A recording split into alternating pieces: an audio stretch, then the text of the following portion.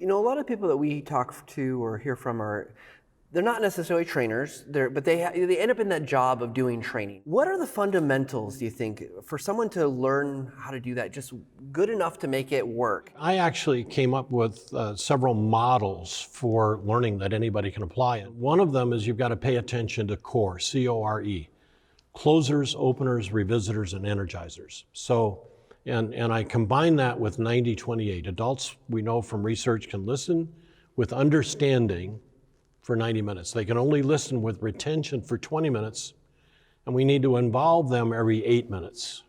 As a teacher and instructor, you no longer have the eye contact with the group. You have no sense of are they engaged or not, and so you need to disrupt that even more often in order to get over that. Closers, so a lot of trainers don't close, they run out of time.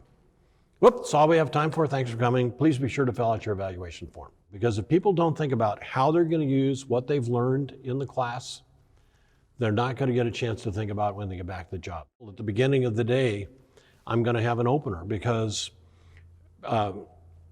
just because people are physically present, it doesn't mean that they're mentally present and ready to learn. The big mistake that I see a lot of accidental trainers, if you will, or even newbie trainers, is they think, well, I'll do an icebreaker. So I always want the opener to be relevant because that way even practical learner says, okay, I see the point. And so, for example, split the group in two and say, what kind of problems do you see people have when they can't handle a difficult customer?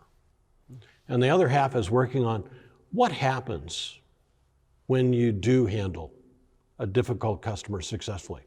And now they're brainstorming and everything that we're feeding back. And so I might create a flip chart. Here are all the problems we have, and here's another flip chart. Here's all the good things that happen. And I say, okay, great. The purpose of this class is to avoid these and have us do those. And actually now the class is over, just take these two flip charts with.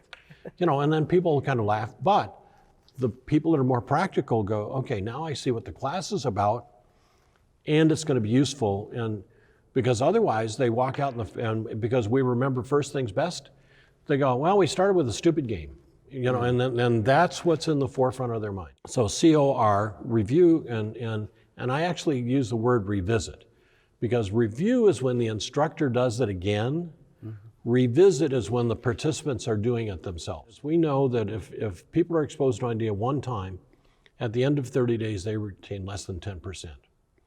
And if they're exposed to that same concept 6 times with interval reinforcement, at the end of 30 days, their retention's over 90%. But if you're revisiting content and the participants are doing it, they don't even realize it.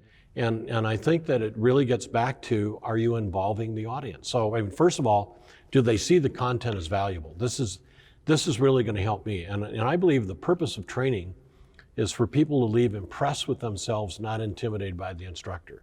It's all about, is this going to help empower, inspire, and equip those participants so they leave with the confidence that I can do a better job. And then the E is energize. We know that energy is going to go up and down during a class. Well, what can you do in a minute or less to get energy back up? And I think if people pay attention to those two things, 90-28, and then the core, I think they've got a good start.